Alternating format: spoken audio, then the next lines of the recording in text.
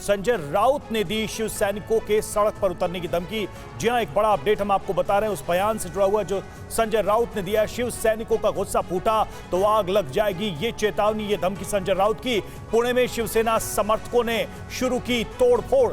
तो देखिए किस तरह से अब सड़कों पर हार जीत का फैसला करने की चेतावनी दी जा रही है, धमकी दी जा रही है, और उसका नतीजा भी हमें देखने को मिल रहा है। महाराष्ट्र की आज की पहली बड़ी खबर हम आपको बता रहे हैं, संजय राउत का बयान और उसके बाद शिव सैनिकों की प्रतिक्रिया देखने को मिल रही है।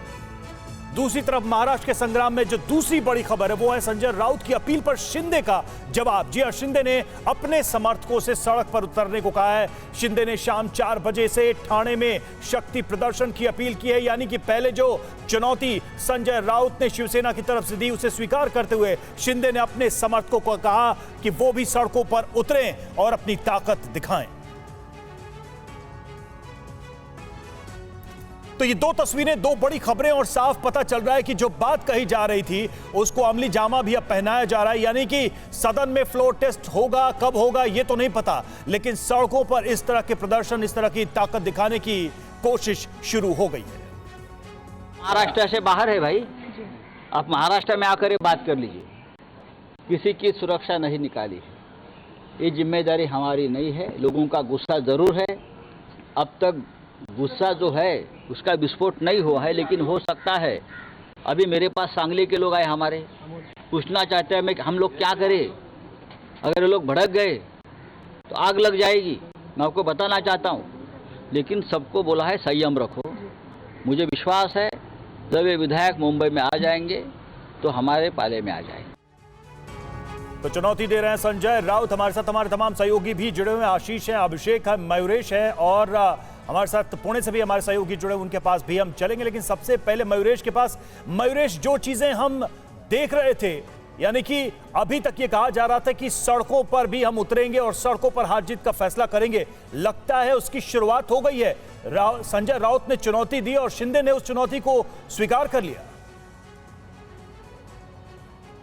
जी बिल्कुल, शिंदे ने उस चुनौती को स्वीकार कर लिया, ऐसा ही कह सकते हैं, क्योंकि आज शाम को 4 बजे जहाँ पे मैं फिलहाल खड़ा हूँ, ये एकनाथ शिंदे का ठाणे का घर है, रेसिडेंस है। यहीं पे उनके समर्थक जो है वो इकट्ठा आने की एक खबर है। सोशल मीडिया पे मैसेज जो है वो वायरल हो रहा है, और आप देख सकते हैं कि उनके घर के बाहर भी जो है वो उनके समर्थकों ने बोर्ड लगाए हैं कि शिंदे साहब आप आगे बढ़ो, हम आपके साथ हैं। इस प्रकार के बोर्ड यहाँ पे है।